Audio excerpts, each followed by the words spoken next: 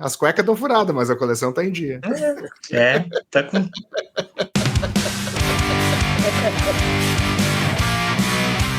Você está ouvindo Redação Desconecta.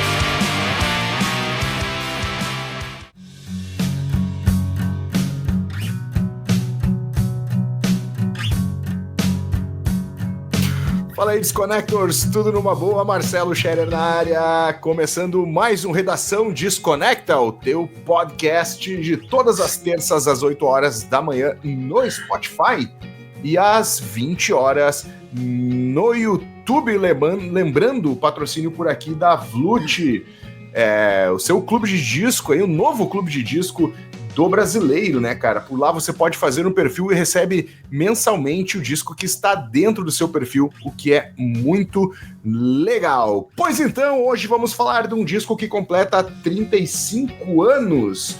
Uma obra de arte. Olha aí, ele tem, eu não tenho, cara. Eu também não tenho. Que inveja, Virgílio. Olha ali, olha ali. Invejei também. Vá, tá louco. No episódio passado que vocês mostraram ali o Grand Prix, eu fiquei chupando o dedo. Agora é minha vez de aforrar. Viu? Não, nada. Cara, antes de começar o episódio, pensei, caramba, eu tenho esse disco, desculpa, esse CD. E procurei no meu CD. Não é possível, cara, que eu não tô achando esse trem aqui. E aí, no último lugar que fui procurar, o último mesmo lugar, tirei, tava esse aqui e o Ben Was Run West do Teenage Fan Club. Eu falei, caralho, eu tenho esse disco pra saber, cara. Aí, ó. O cara tem tanto disco que ele se perde, né, Virgílio? As cuecas estão furadas, né, velho? Mas a coleção tá em dia, né? As cuecas estão furadas, mas a coleção tá em dia. Tá com...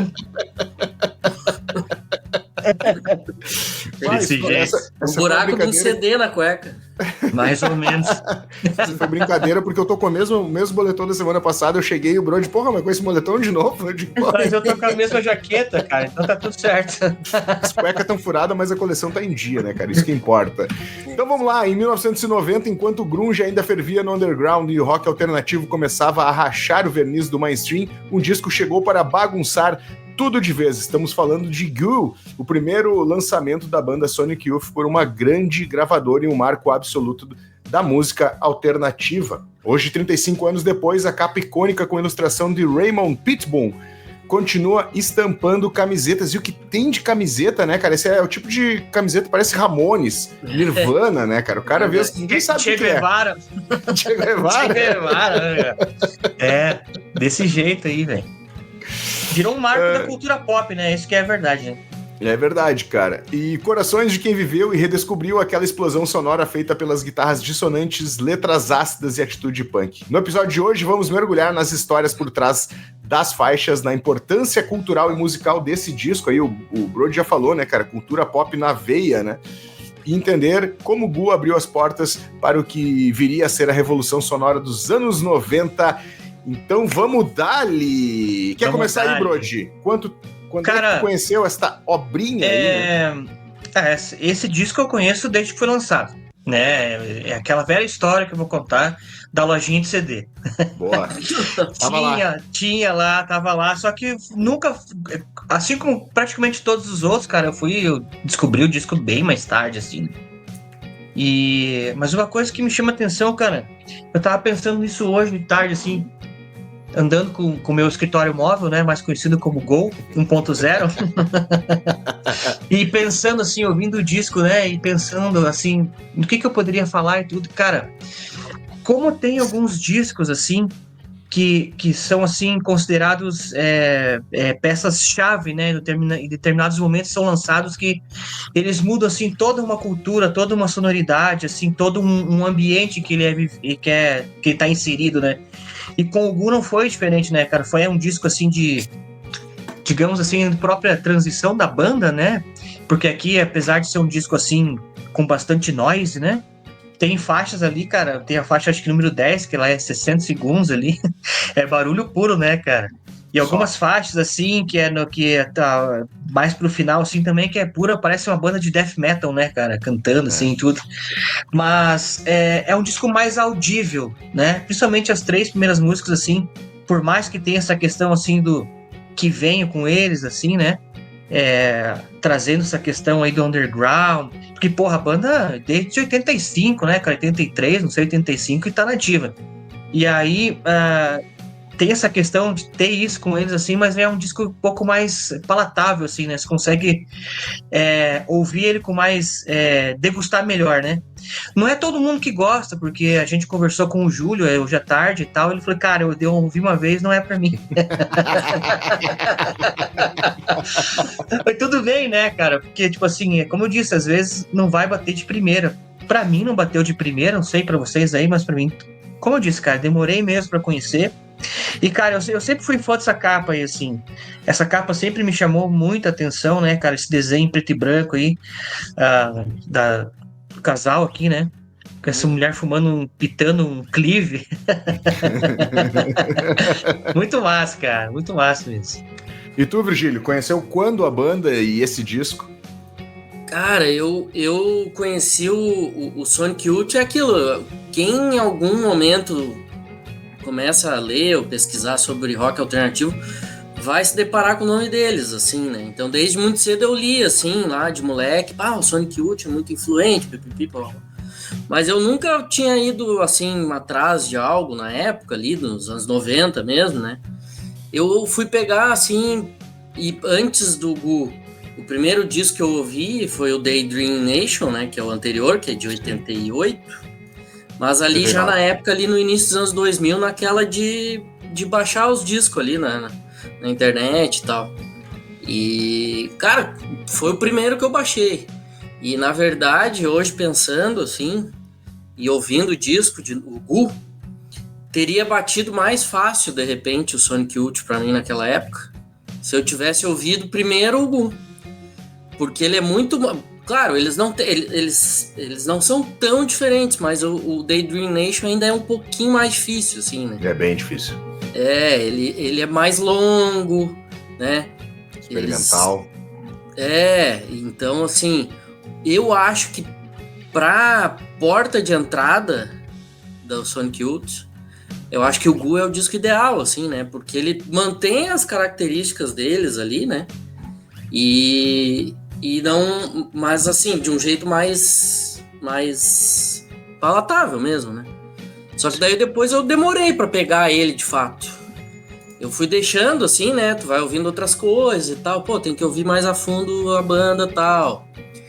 Quando eu fui me aprofundar mesmo, assim, mais no trabalho deles e, por consequência, nesse disco, foi ali quando saiu o livro da Kim Gordon. Uhum. O Garota da Banda, que eu não tenho ele físico, não sei se tem ele aí. Tenho, mas eu acho A vida do rico é diferente, ele vai te mostrar o livro. Isso aí. Vai mostrar o livro em 3 edições diferentes. Aí é gostar muito do livro.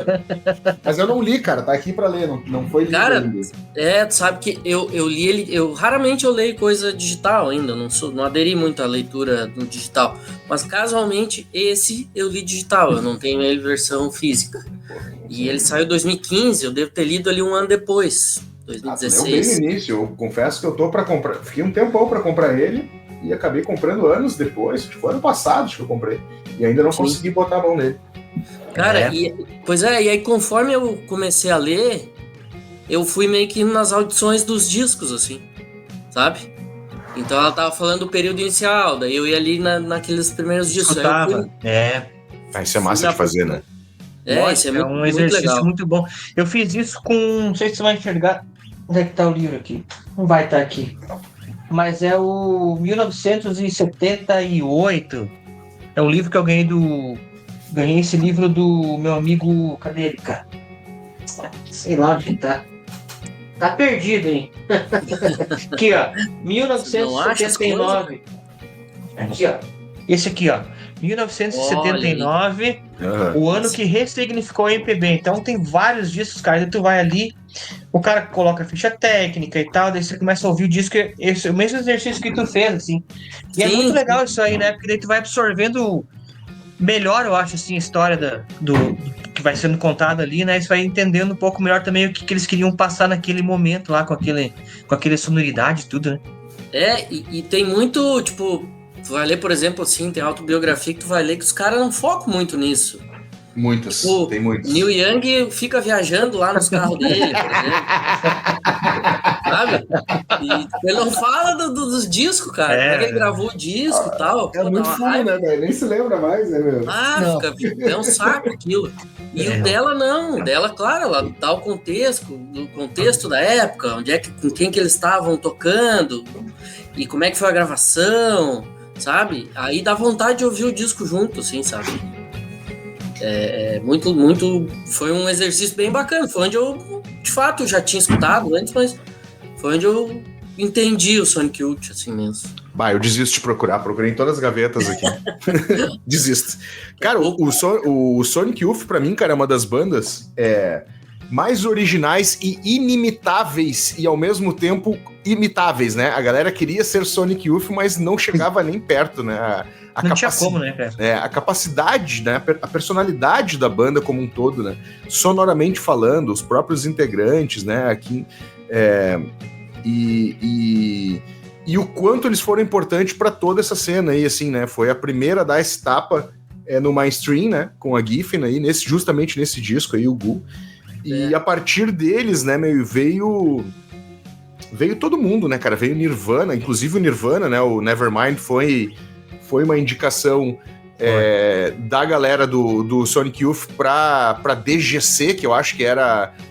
não era bem um selo, né, cara? Era um agenciamento, assim, algo assim.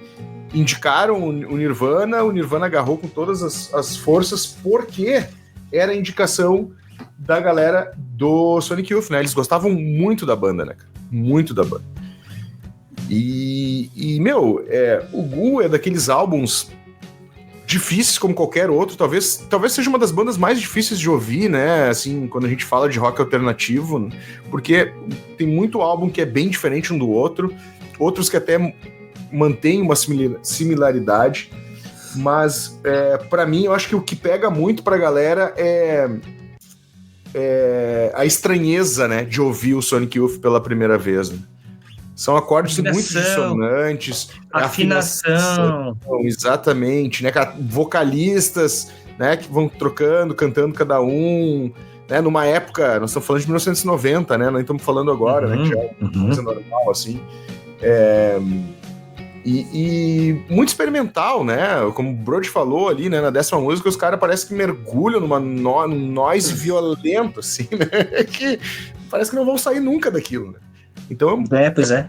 É muito difícil, cara. É muito difícil. E ao mesmo tempo, cara, eu acho que eles trouxeram também um pouco, principalmente nesse disco aí, trouxeram um pouco dessa influência mais pop, né? O noise pop que a gente vai ouvir porra, me fugiu o nome da banda, no Pavement, né? No Pavement, sim, né? Que é uma banda influenciada por eles, né? Total, né? Na música, por exemplo, Cool Thing, né? Que tem aquele riffzinho ali, né? Não que seja parecido com Pavement, mas eu quero dizer que consegue se assimilar a um som mais normal, entre aspas, aí, né? E, cara, eu sou muito fã, mas confesso que não é sempre que eu consigo ouvir. Aqui em casa, por exemplo, eu até tava dando uma olhada aqui na discografia que eu tenho em vinil, eu acabei não pegando ali, mas eu tenho um vinil que eu peguei numa promo da Amazon, que foi o Experimental Jet Trash and No Star, que é uma capa que estão eles na capa, assim, cada um de uma cor, que é de 94, então 2 álbuns depois desse. E peguei agora essa semana faz umas 2 semanas já, o Washing Machine, que é aquela capa clássica, aquele de camisa. Como eles são bons de capas, né, meu? Vamos combinar, né? Aquela camisetinha azul de cor de leite, assim. Não, eu acho machine, acho que é uma máquina de lavar. Uma máquina de lavar, eu sempre confundo com aquele bonequinho de leite lá do Blur. Parecido, cara. E essa camiseta também, né? Junto com essa do Goo, é uma das que mais vem. Pô, como você falou, como é uma banda boa de camiseta, né, cara? É porque eu acho que é essa cultura do under, né, cara? Total. Que você lá tem que fazer tudo, tipo, beleza, vou fazer um show, vou ganhar quanto? 100 pila. Aonde que eu posso ganhar dinheiro e tal? Cara, vamos começar a vender nossas camisetas. E os caras... meio tudo artista ali, tudo juntas, era isso aí, cara, entendeu? Eles ficaram ali até eles assinarem que é o disco, o Goo é o primeiro disco deles numa major, né?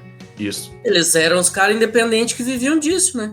Era a galera circulando e ganhando grana com merch, né?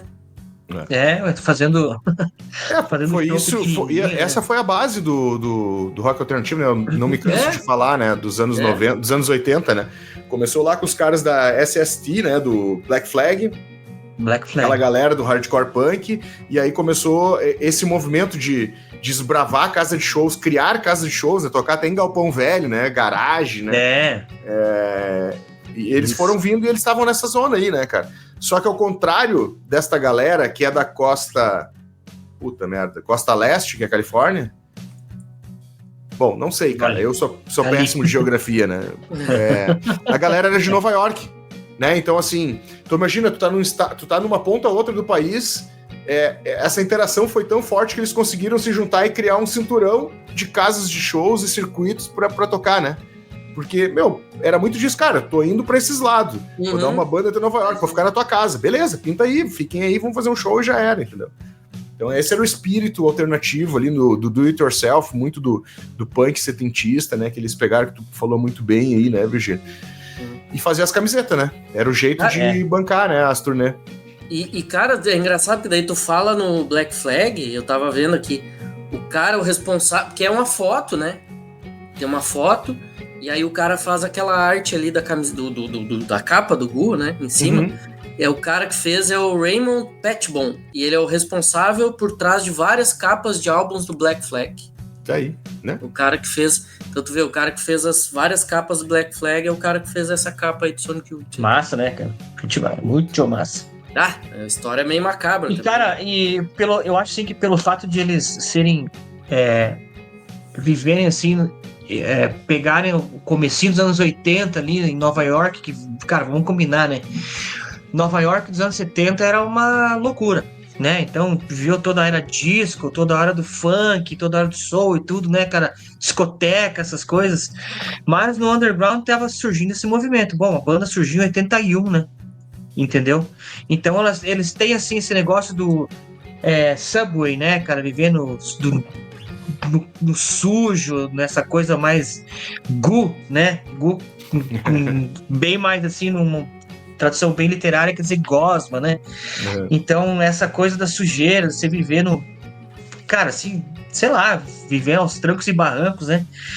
Igual era, por exemplo, o Velvet Underground, né, isso, cara? Patti Smith, essas pessoas que acabaram, assim, de uma maneira ou outra, influenciando eles, assim, né, cara? O próprio Stooges, né? Se você ouvir esse disco aqui, cara, tem muito assim de Stooges e tem muito assim também, cara, eu percebi assim de Television, cara, como eles são influenciados pelo Television, cara, meu Deus, o estilo de compor e tudo, inclusive não sei qual dos dois que é mais alto ali, se é o Thurston Moore, se é o Lee Ranaldo, é parecido com o deles ali, né, cara?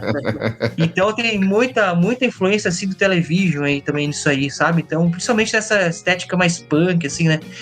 E é onde eles foram pegando todas essas influências, assim, foram moldando o som deles, né, cara? Mas fora outras coisas que nem você falou, música experimental, né, cara? Acho que eles são influenciados até por free jazz, cara, umas horas ali, porque... Total. A música, assim, 6, 7 minutos, daqui a pouco vira uma jam session interminável, né, cara? E é muito massa, cara. Bom, esse disco aqui, vou te falar, cara, Bom, quando a gente termina um episódio, vai pro outro... né? O meu escritório móvel fica só dentro disso aqui. Às vezes eles tinham que parar dentro, porque daí era muito barulho, né, cara? Assim, é muito noise mesmo, né? Aquela coisa. Eles apertavam o pau, assim, ó. Dá uma relaxada no cérebro. Porque te atiça, né? Você fica vontade de pegar alguém pelo pescoço.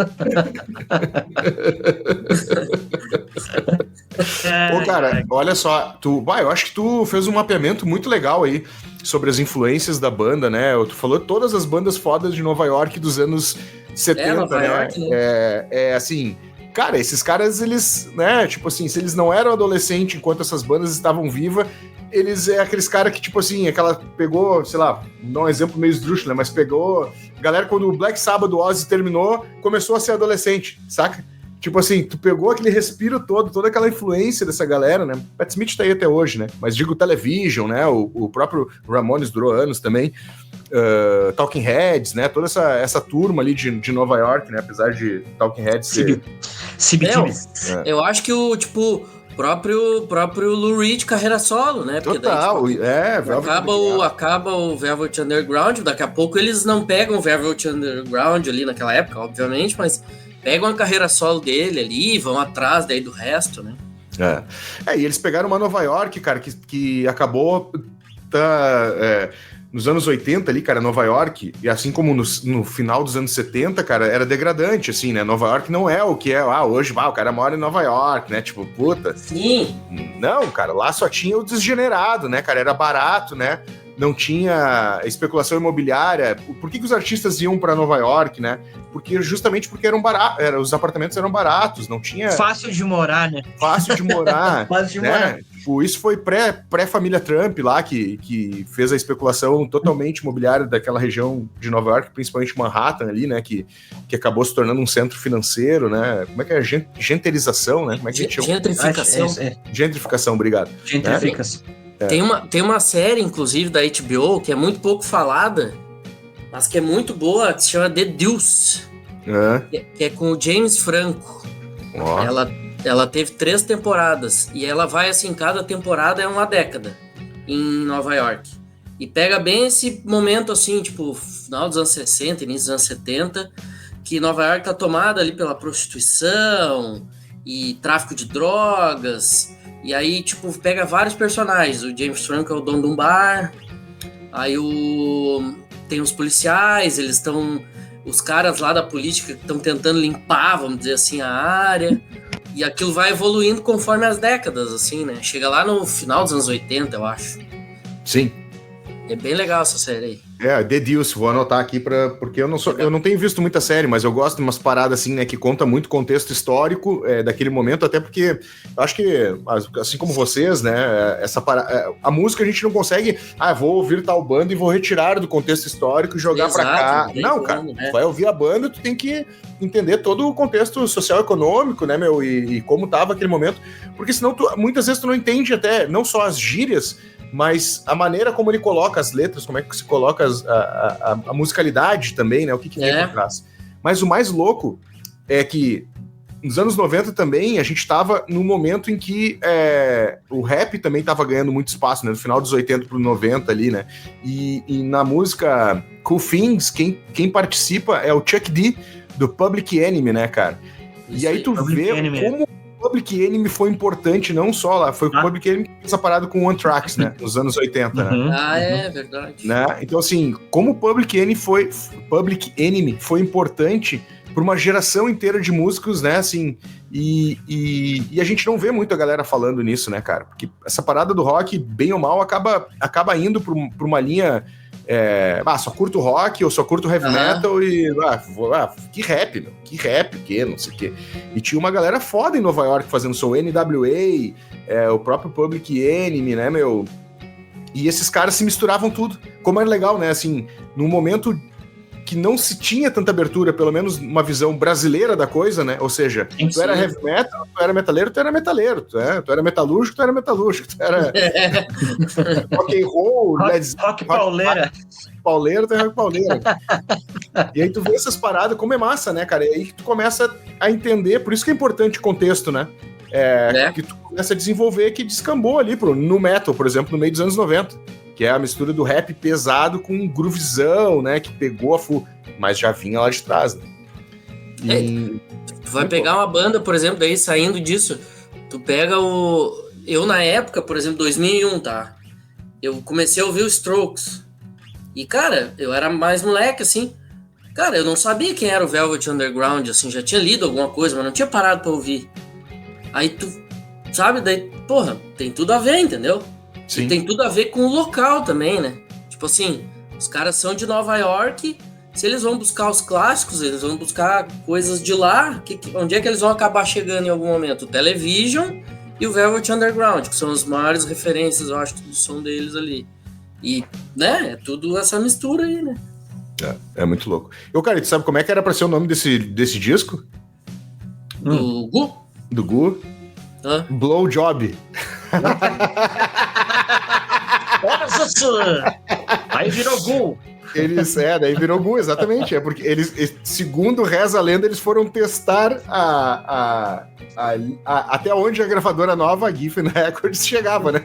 Permitiria que eles fizessem o que eles queriam, né? Peraí. Mas aí foram. Alguém disse pra ele, cara, quem sabe a gente muda esse título aí, não vai pegar muito bem. E o mais louco, cara, que em 1989. Isso que é foda, né, cara?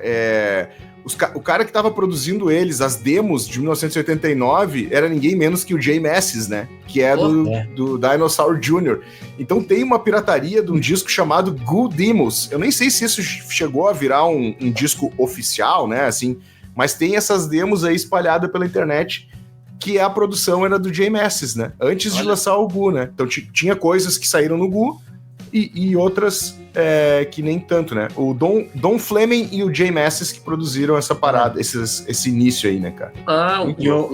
O Jay Mascis, inclusive, tava lendo aqui no encarte, ele participa de 3 músicas cantando backing, né?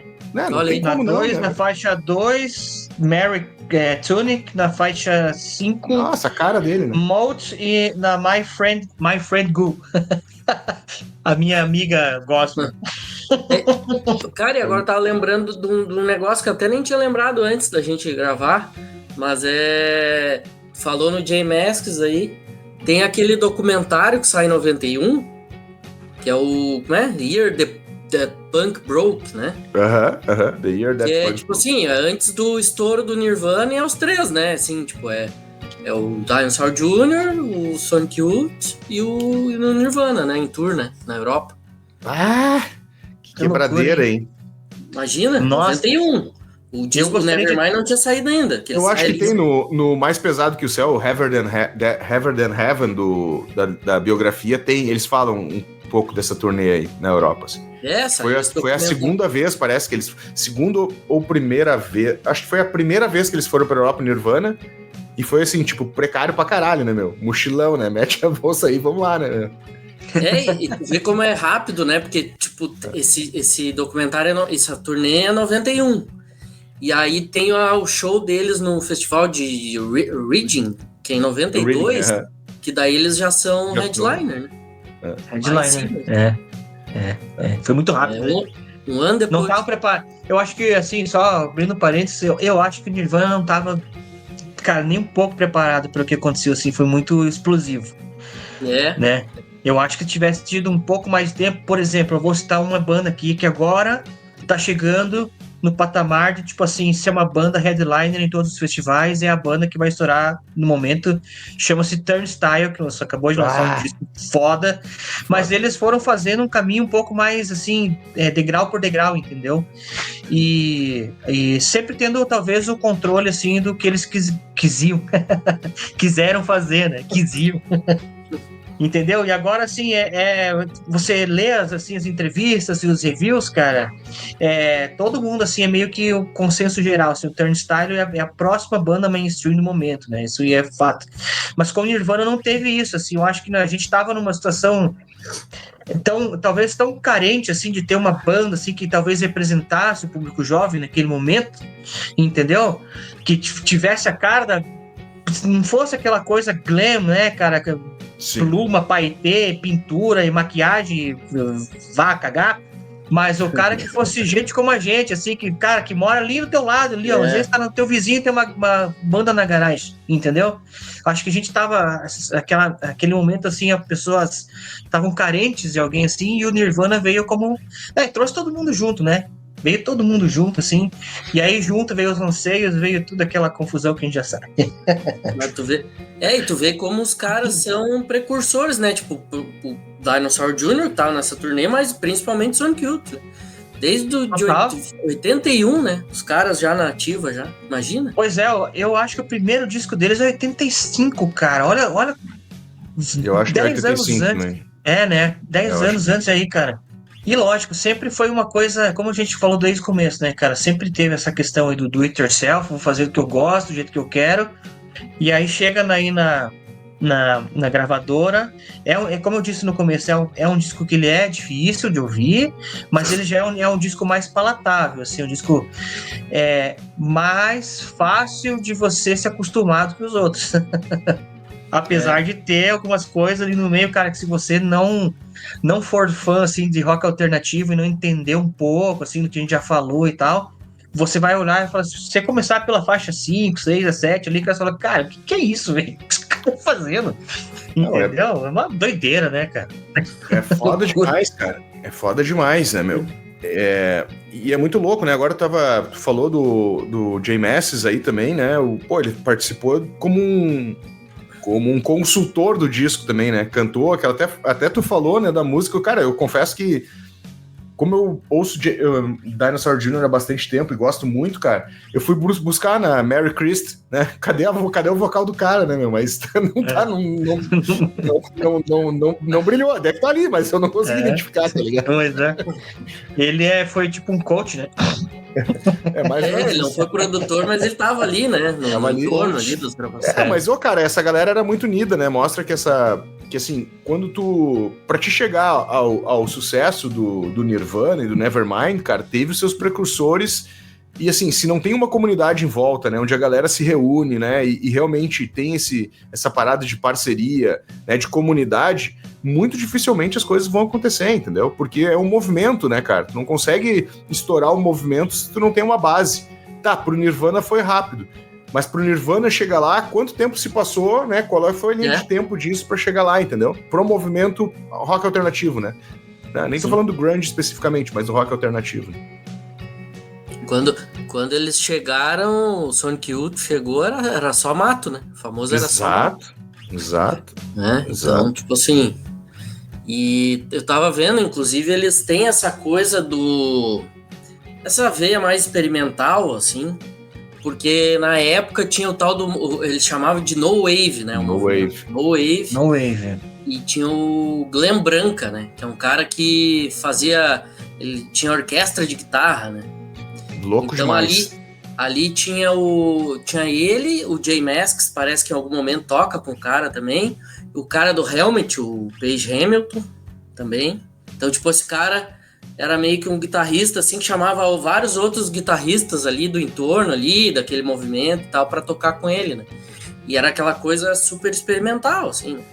E eu acho que a sonoridade dele se desenvolve, assim, essa coisa de ficar alongando as músicas. E ao vivo, então, nem se fala, né? Porque se no estúdio a gente já vê, assim, nesse disco mesmo, que é o disco mais conciso, assim, deles, ainda tem momentos ali que eles dão uma esticada na coisa, né? Imagina ao vivo, né? Ao vivo era loucura completa, assim. Tinha fim a música, né? O Thurston Moore se mudou pra Nova York em 77, cara. Então, quer dizer, já montou a primeira banda lá, o Room Tom. Auge do CBGBs. Então, assim, pegou essa galera, né? Uhum. Não tem como não ter pego, né? Porque essa parada de nós ali, tu percebe muito, né? Do Television, como vocês falaram, né? O Television, o disco, o Mark Moon, né? É um puta álbum, assim, mas ao vivo, ele é uma zona, assim, uma zona no bom sentido, sabe? Porque eram duas guitarras, elas se conversavam, tu percebe que no Television as guitarras, elas não tocam a mesma coisa. Elas ficam fraseando uma coisa e o outro tá fraseando outra parada, assim. E se tu perceber muito isso, o Thurston e o Reynolds também fazem a mesma coisa. Ronaldo. Também fazem a mesma coisa. Eles ficam cada um viajando numa coisa. Eu não sei se vocês já ouviram. Dá uma procurada no YouTube, eu não me lembro qual é a música, mas esses tempos eu encontrei no YouTube as duas guitarras separadas. Tipo assim, tocava os dois juntos, tava tocando os dois juntos, eles tiravam uma, né, e deixavam só tocando uma, depois botavam a outra e tiravam a outra, e tu via que eles fraseavam totalmente diferente, assim, né? Musicalmente falando. Sim. Que loucura. Eles eram... É uma pena que a banda tenha acabado, na real, né? Em 2011, se não me engano, né? Porque é uma banda que tá muito além do seu tempo, até hoje, né, velho? Até hoje. O último show no Brasil, inclusive, né? Olha aí. Lançaram em vinil, né? Não sei se foi... Não sei se saiu em vinil, mas Saiu agora, foi esse tempo. No SW, a Kim Gordon fala bastante, inclusive ela começa o livro falando sobre o último show, que era no Brasil, e o clima que tava ali, e depois ela volta no tempo, né? Aí ela começa a contar a história cronológica, assim. Ah, entendi. Legal, cara. O começo do livro é falando desse show, assim, da situação que tava ela e o Thurston Moore, né? Que estavam já separados e tal. Aquele clima todo, né? Porque é isso, né? Pra quem não sabe, eles eram um casal desde sempre, né? E aí ela descobre uma traição dele, ela fala sobre isso muito no livro, assim, de forma bem aberta até. E foi o motivo da separação deles e foi o que levou a banda a acabar, né? E ela é bem mais... não tem nada, né? Não, parei, deixa eu...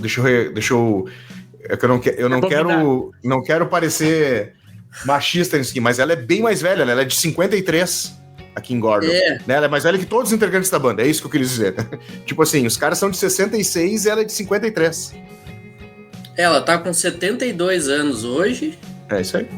E o Thurston Moore tá com 66. E o mais legal, cara, disso tudo, eu tava procurando quem é que fez a escola de artes, né? Porque elas não são... Eles não são apenas músicos, né? Ela, por exemplo, se formou na escola de arte lá de Nova York, né? No Otis College of Art and Design, na Los Angeles, desculpa. Que se mudou em 81 para Nova York. Então, de uma certa forma, ela também tinha uma perna lá no outro lado no outro lado da costa, né? Então aí que tu começa a conectar os pontos, né? Daquilo que eu falei, né? De uma costa a outra, assim, né? Porque, claro, ela tinha contatos lá, ela, né? Tipo, pô, ela era de 53, foi se mudar nos anos 80, ela já tinha 30 e alguma coisa, 30 e poucos anos, né? Então ela fez tinha vivenciado mais coisas, né, cara? Tinha feito mais contatos, e pelo fato de ser artista, né? Viver de arte, assim, e, cara, isso é, assim, é muito do músico que trabalha com arte, assim, dos caras do Stones, assim, John Lennon e Paul McCartney estudaram em escola, colégio de artes e tal, né? Isso aí ajuda muito na criação, composição e tudo mais, né? No pensamento, então, tipo... É muito louco você pensar isso, né, cara? Que não é só música, é um conjunto de coisas, né?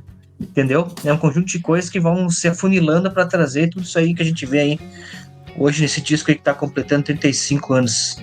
Na verdade, ele vai completar, o episódio vai ir ao ar amanhã, né? Dia 10. Você tá gravando hoje, dia 9. O disco faz aniversário dia 26, cara. Tá logo aí. Entendeu? Então, dia 26 de junho completa 35 anos. Que loucura, cara. Que álbum, né, cara? Agora, essa parada de educação, né? Como mudou, né? Eu não me lembro onde é que eu bati um papo com alguém esses tempos, eu não vou lembrar com quem foi. Mas a questão do, né? A gente tá falando de arte, né? E educação pro cara chegar a ser músico, né? Pô, o cara participou, estudou numa escola de arte, né? Não que isso seja obrigatório pro cara ser músico, não é? O cara não precisa... ser um instrumentista virtuoso, né? Que nem o Berklee College, não sei o que é lá, que tem lá nos Estados Unidos. Não é isso. É questão do estofo, né? Assim, o estofo musical, né? O estofo da arte, né? Pô, é um cara que lê pra caralho, né? É um cara que estuda outros tipos de referências artísticas, né? Não só música, né? Artes plásticas, né? Artes visuais. E como hoje, né, puta, eu não quero ser chato, também não quero ser nostálgico, né, mas como hoje falta estofo nos artistas atuais, né, não todos, né, não tô generalizando, mas tu pega artistas do mainstream, cara, o que vale é a fama, né, assim, artista mainstream, não tô falando de artista... Viralizar, é isso aí, né, o artista, o influencer, né, o cagador de regra, o cara, ele quer viralizar, né, assim... E o cara não tem estofo pra, né? Porque se tu bota ele pra bater um papo com um cara que tem uma puta cultura, e nem precisa ser. Eu não tô falando do Machado de Assis, né, cara? Tô falando de botar um cara aí que leu meia dúzia de livros. O cara não consegue desenvolver, né, cara? Porque o que vale pra ele é viralizar, fazer alguma coisa que viralize, e essa coisa é uma coisa besta, né? Tipo, pô, como é que é aquele lá, o mão de não sei o que lá, que joga futebol. Luva de pedreiro. Luva de pedreiro. Porra, velho. Vai tomar banho, velho. Ufa, achei que você ia falar um palavrão. Eu falei, porra. Então, assim, cara, parece que a sociedade fez assim, né? E eu não quero, né, tipo assim... Cara, mas é o momento que a gente vive, a informação... Não, eu sei, cara, até parece... O pessoal em casa vai falar assim, é papo de tiozão isso aí, cara. Não é, cara, isso aí é o momento que nós vivemos, né, cara? As pessoas não têm mais interesse em procurar livro, não têm mais interesse em procurar nada, cara. Cara, para pesquisar, tipo, beleza, pesquisar, vamos, sei lá, cara, tô com uma conta de água aqui, ó, da Sanepar aqui do Paraná, aqui, ó. O que é a Sanepar? O cara não sabe o que é a Sanepar, cara. Procurar saber de onde vem a empresa, sabe? Coisas simples, né? Entendeu? Então não tem mais essa questão de você trabalhar o cérebro, né, cara? Tipo, exercitar o cérebro. Tá ali e quer saber de coisas rápidas que viralizem rápido, né? E é o momento que a gente vive, é isso, cara. Fatalmente. E daqui só vai piorar. E eu acho, assim, que tem muita gente boa fazendo música hoje. Claro. Tem, nossa. Só que tem esse estofo, mas daí o que vai acontecer? A pessoa, esse músico, esse artista, ele vai estar... Para ele chegar em algum estágio de uma exposição um pouco maior, ele só vai conseguir hoje se ele jogar esse jogo aí. Entendeu? Então não adianta. O cara tem um estofo, o cara tem uma bagagem, o cara é talentoso, a pessoa lá, a mulher, o cara, a banda, o artista solo, enfim.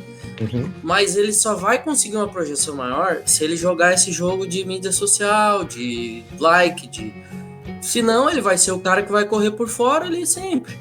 Hoje, principalmente, né? Porque as coisas já, né, esse período que o Sonic Youth, assim... lança esse disco, as coisas estavam em ebulição ali, já prestes a estourar, assim, só que depois que esse momento passou, lá do meio dos anos 90 pra frente, depois com a internet, agora é tudo aqueles pequenos nichos, assim, né? Sim. E essa galera não vai conseguir chegar num estágio de projeção que eles conseguiram lá atrás, né? Não vai, não tem como. Até porque o mainstream é o novo nicho, né, bro? A gente tava refletindo isso daí. É isso aí. Mainstream é o novo nicho. E o country vai ser o novo estilo musical do momento. Isso a gente eu acho que já passou. Já passou. Até a Beyoncé gravou, velho. Pois Deixa eu ver. Voltando ao disco. Músicas animais, cara. Pra mim, essas 4 faixas iniciais é a base do álbum, né? Assim, são elas que flertam com experimentação, flertam com, de uma certa forma, com algo mais acessível, não vou dizer pop, porque não é, né? Mas com algo mais acessível, mas também flerta com punk, flerta com rock, né? Assim, mais puro, né? Flerta muito com crueza, muito advindo dessas influências dos anos 70 que eles vivenciaram ali no CBGB e todas essas bandas. Pra mim é a base do disco. As outras são ótimas músicas, mas nada se compara a esse início, hein? Sonic é solzeira, né, cara? As faixas número 2. Inclusive, você ouve ela assim, parece que é uma música que foi feita pro Pixies, né, cara? O Pixies... Engraçado que, assim, o Pixies é uma banda que ele até começou um pouco antes, assim, né, cara, do Sonic Youth, mas ele tem muito dessa dinâmica, principalmente aqui do Gu, né, cara? Uhum. E essa faixa túnica aí, que é a Kim Gordon que canta, né, cara? O jeito que ela canta, o som, assim, parece que ela tá cantando num banheiro, né? Que tem aquela questão de ser meio etéreo, assim, cara, pra mim é muito, muito Pixies isso, assim. E a letra, né, cara? Pô, a letra é algo, assim, surreal. Essa Tânia parece... Essa Tânia aí, pra mim, parece que vai entrar um defzão foda. Cara, os caras vão moer nos riffs, né?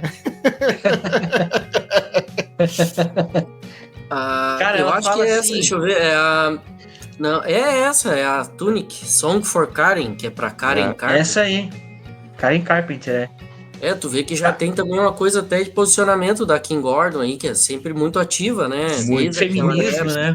Muito. Feminismo, né? Feminismo. Porque... E ela fala assim, ó, eu estou no... Tipo, eu nunca... I am never going anywhere, nunca vou a lugar nenhum, né? Ou algum, enfim. Uhum. Daí ela fala isso, I'm in heaven now, I can see you, Richard. Eu estou no céu agora, posso ver você, Richard. Goodbye, Hollywood. Goodbye, Downey. Deve ser Downey Jr., né? Robert Downey Jr., eu acho. Então, adeus Hollywood, adeus Downey, daí olá James, olá Dennis, olá Elvis, e todos os meus novos amigos, entendeu? Cara, é muito louco essa letra aí, assim. Porque a Karen Carpenter é uma história meio trágica, assim, né? No meio musical ali, né? Total, cara. Então, tipo, uma mulher que sofreu muito no meio ali, né? Então ela já é uma coisa, assim, muito da Kim Gordon, assim, né? De se posicionar, né? Mas eu fico com o Marcelo também, com essas 4 primeiras aí. As 3 primeiras, né, cara? E Coldring tá louco, cara. Mas essas 4 primeiras, e aí pra frente, aí eu acho que você tem que ter um pouco, assim, mais de paciência, porque tem umas 3 faixas aí que são um pouco mais longas, né? A primeira faixa tem quase 7 minutos da Blues, né, cara? 6:52, acho que é.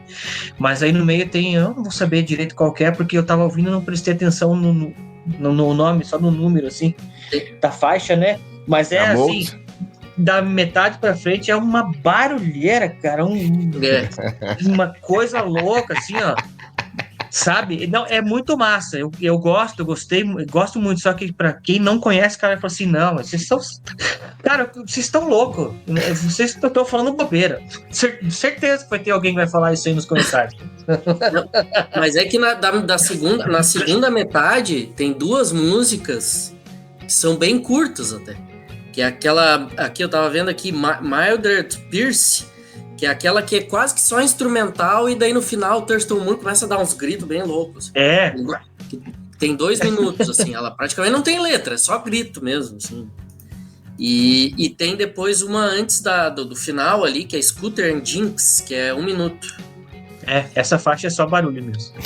Só barulho. Só barulho. Mas eu pra contrariar, ouvindo hoje, a minha preferida hoje foi a última, Titanium Exposed. Que tem 6 minutos e meio.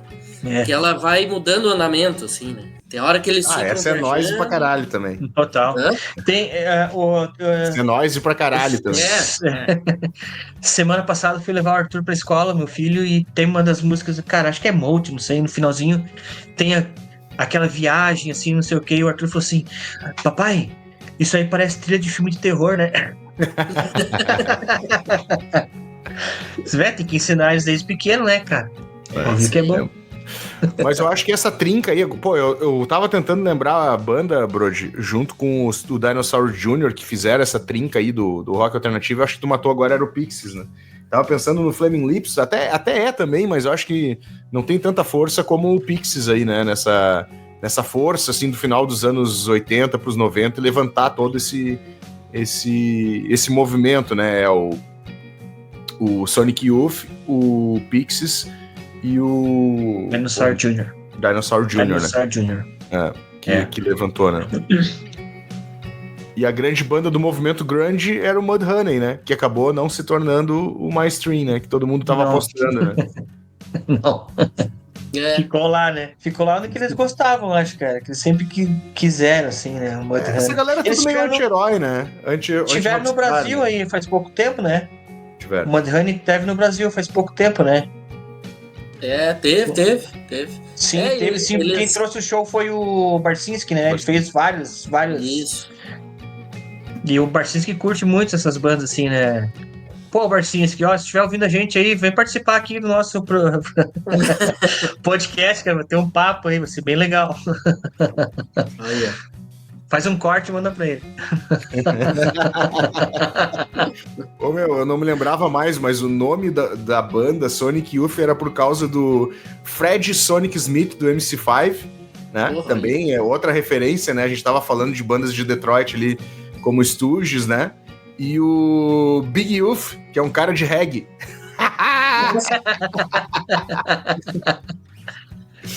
Mas loucura, cara. É muito bom, cara, o nível que esses caras chegam de influência, assim, né? São os caras que meio que quebraram as barreiras, assim, né, cara? Foda-se, tá ligado? Música é música, né? É isso aí, cara. Música é música, velho. Porra, eu vou pro rap, eu vou pro reggae, eu vou pro...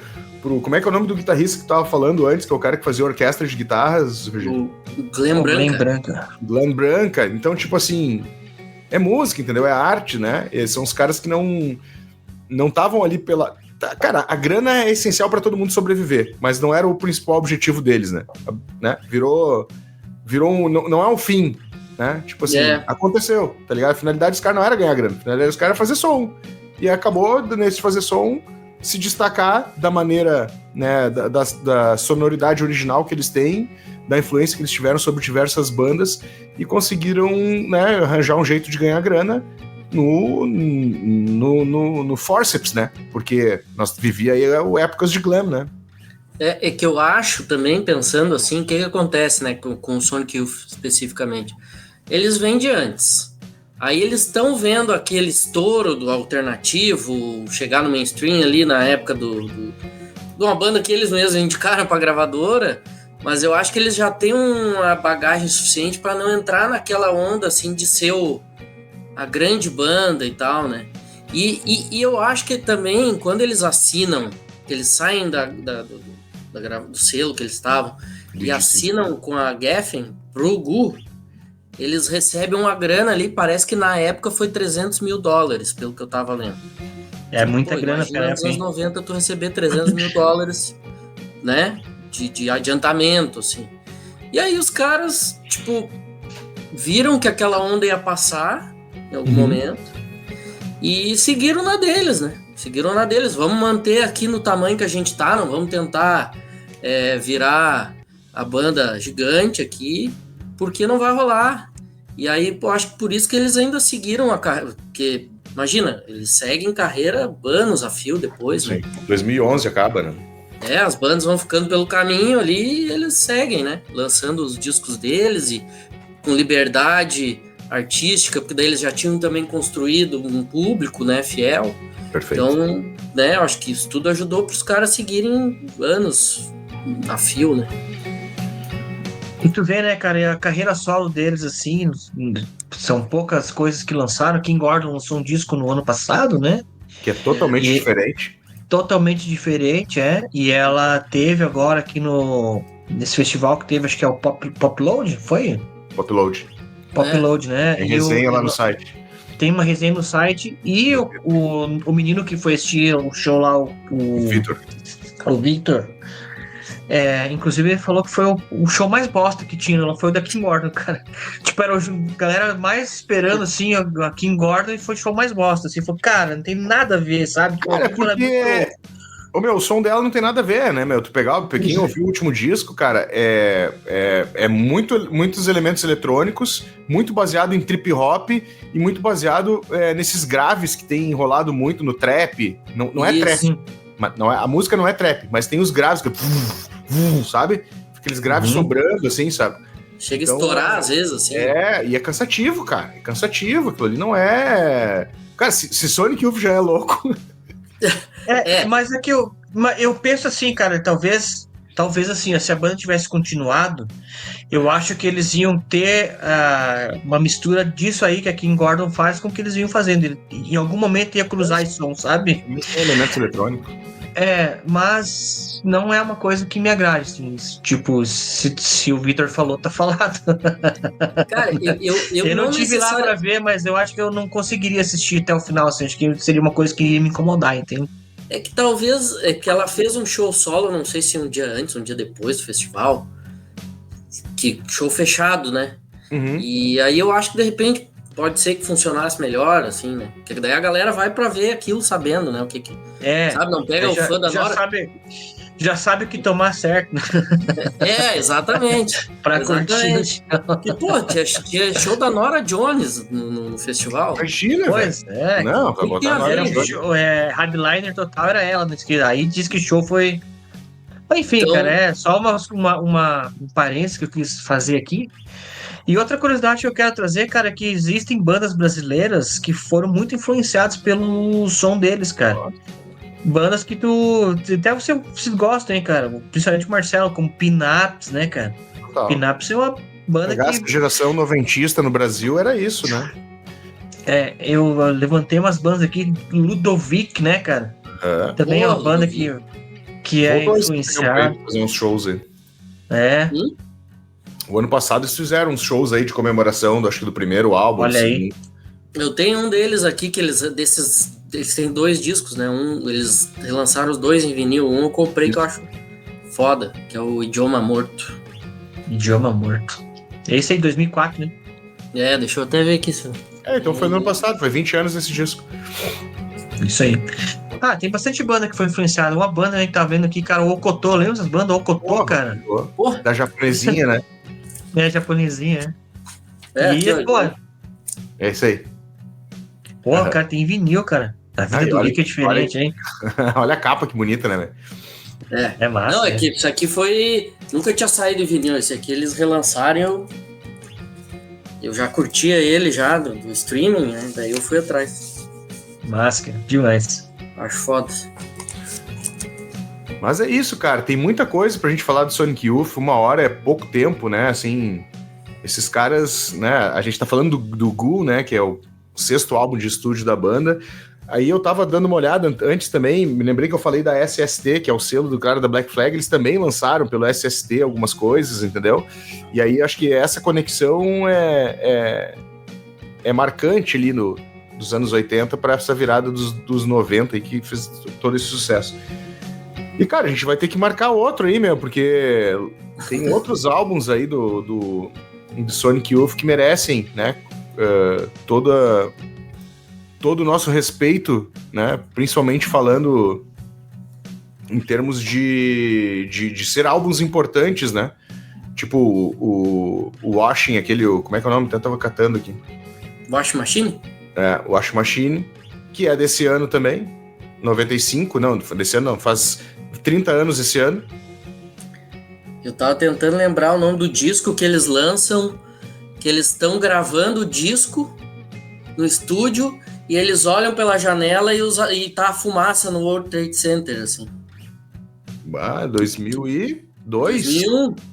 Eu não lembro quando 2001. saiu o disco daí. Eu sei que eles tiveram que sair do estúdio e levou, sei lá, 3 meses pra eles poderem voltar pra poder gravar o resto que faltava. Só se for o Murray Street.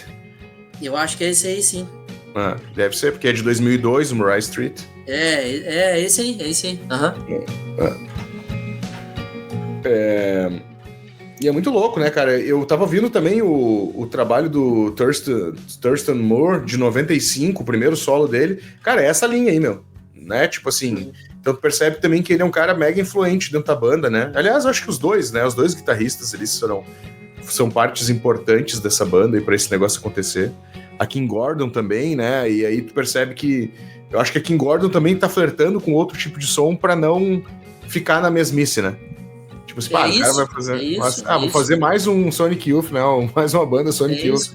É isso, porque, cara, eu andei ouvindo alguma coisa solo do Thurston Moore, não sei se foi o último agora, e é, tipo, meio mais, assim, coisa que ele já... Não é ruim, mas, tipo, não tem nada de novo também, assim, sabe? Sim.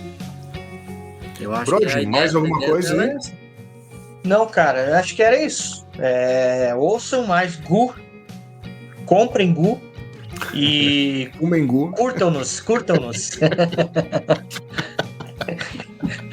E se não quiser também vai tomar no Google.